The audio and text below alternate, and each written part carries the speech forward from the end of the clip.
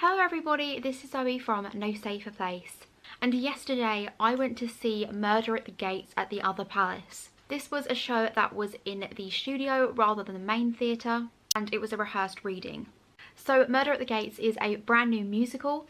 The book and lyrics are by Stephen Sater and the music is by James Bourne from Busted.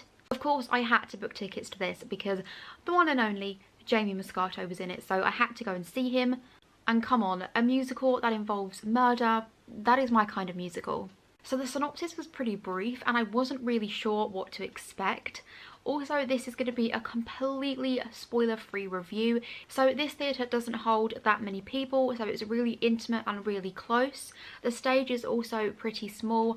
I will insert a picture now of what the stage was like. I was front row.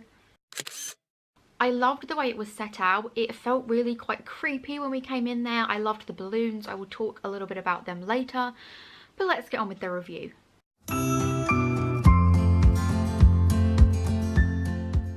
So the story is focused on our main character, Cameron, who should be this typical spoiled, brattish rich kid.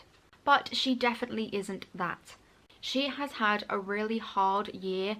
I'm not going to say why because I feel like that might be a little bit spoilery, but it has been a year for her. When the bad thing in her life happened, she just completely fell apart and felt like everyone, her family, her friends, they all just deserted her. So her backstabbing best friends, her stoner / cheating boyfriend, her dad, just everyone. She just feels so lonely. So her dad gets quite worried about her and decides to throw her this murder mystery party for her birthday. Now, Cameron is very reluctant to this and she doesn't see the appeal of it, but after a lot of persuasion, she decides to go ahead with it, and all of the people that she thought had deserted her come to this party. And as Cameron is starting to feel a little bit more optimistic and feel like things might actually be okay tonight, disaster hits. And the party guests start being picked off one by one, and this isn't a game anymore, it isn't a party, and things just got serious. Now, I am not going to say anything more about the plot than that because I feel like anything more will be spoilerish. I'm not going to say anything about who died, nothing like that, just that everything that unfolded from then was very unexpected, for me anyway. My husband guessed what was going to happen. I didn't, so usually I'm pretty good with this kind of thing, but not with this. But yeah, one of the things that Stephen said before the show started was that a murder mystery is only as good as its secrets. So I feel like if there are any reviews out there, they should be kept as minimal as what I've just said, because everything I'm going to be speaking about now is about the songs and the cast, and there definitely is no spoilers from this point. Now, something that astounded me about this was how many songs that were in it. I am a massive musical theatre fan, so I am used to songs all the time, but there seemed to be so many in this. It was kind of overwhelming.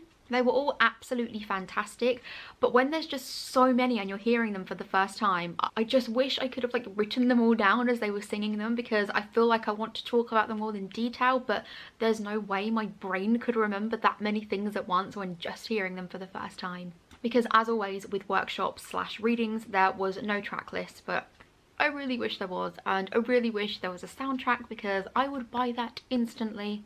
So James Bourne wrote the music, and I have to say the music has a real edge to it that I haven't heard in musical theatre before.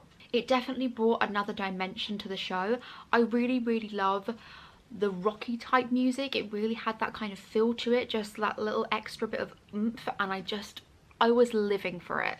I think if there were any Busted fans out there, or even McFly fans, you can really tell that this is done by someone from that kind of genre.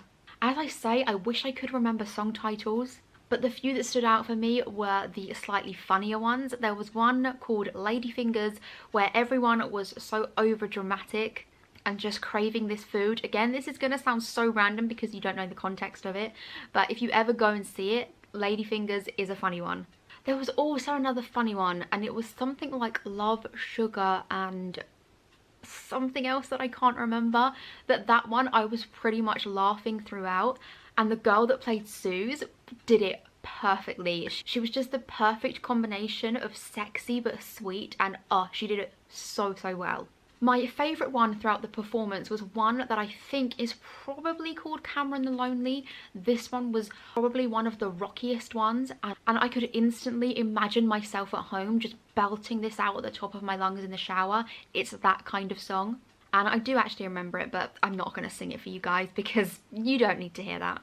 Another song, there was one about a worm. I can't remember what it was called. Do you know what? I'm really selling this. I just feel like this is such a fantastic review when I don't have a track list, can't remember any of the names of songs, and what a top reviewer I am.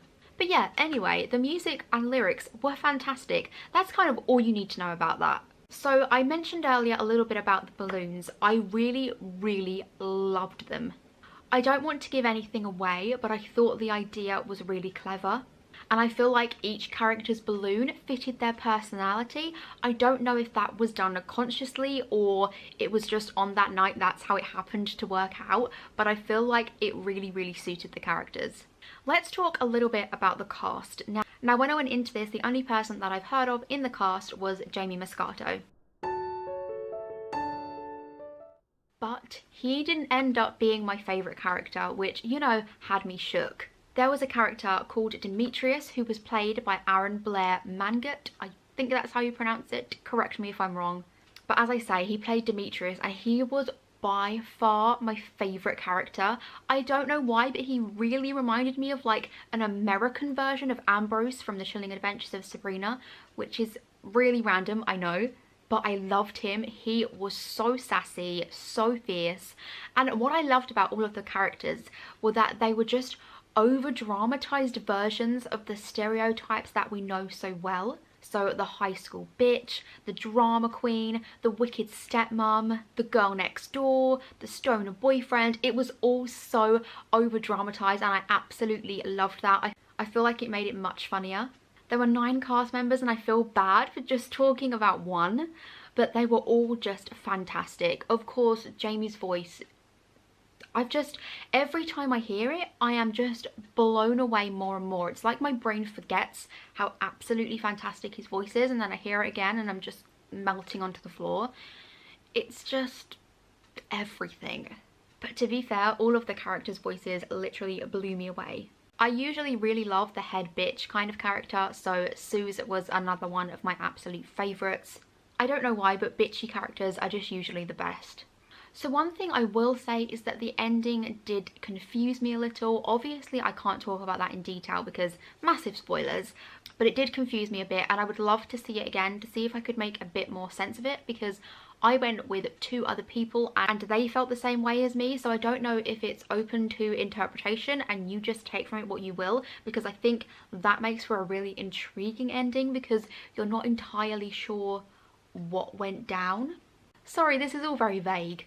But I definitely want to see it again, and I feel like it would definitely work better on a bigger stage, because although it's not like an all dancing production and they need loads of room, I feel like a bigger stage would create so much more atmosphere. So the other palace, if you're watching this, please move it to the main theatre so we can see it on a bigger stage, because I would be living for that. But I was completely transfixed from beginning to end. I thought it was brilliant, and again, I really hope that it gets picked up by West End or off West End. I need to see it again. So usually when I watch a musical theatre production, I prefer the plot to the characters, but in this I felt like the characters just completely drove it. You just wanted to know what happened to them, whether you liked them, disliked them, loved them, you just wanted to know what was going on. And that was because all of the characters were made so compelling, and because they were all pretty much awful, you really had no idea who it was because everyone kind of had a motive. And yeah, as I say, every time that I had a guess, I was wrong. So even the ending, even right up until the last moment, you're not even sure what's going on, which, oh, it just makes it so exciting. I love exciting theatre and unpredictability and not knowing what's going to happen next, and this was full of it. I have to say, if the performances that are on today, because this is Friday the 12th of April, if they weren't sold out, I would be going again, for sure. I feel like it's one of those musicals that the more you see it, the more you love it, and I just want to watch it time and time again. If you went to see it, let me know what you think. Hopefully, once this video has been out for a few months, it will have been picked up and I'll be seeing it again and there'll be a full review on it properly, so fingers crossed. I also didn't mention the band. They definitely are worthy of a mention. Like, if you just look at the music and the band, it definitely feels like you're more at a rock concert. So props to the band for making it sound absolutely amazing. Also, the lighting and smoke is quite a big part of the production, and I feel like that was done so perfectly to suit the atmosphere of a scene or fit the tone of a song. It was all done really, really well.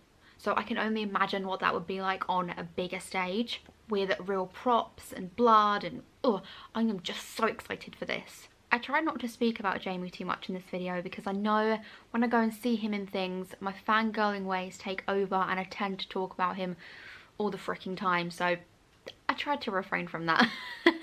But yeah, he was everything as per. If you liked this video, please give it a like or leave a comment in the comment box below. Also, if you could subscribe, that would be amazing, and maybe turn on the notification bell. I upload new videos every Tuesday and every Saturday. I hope you all have enjoyed this video. Let me know what you'd like to see more of on my channel, and I hope to see you all again soon. Thank you. Bye.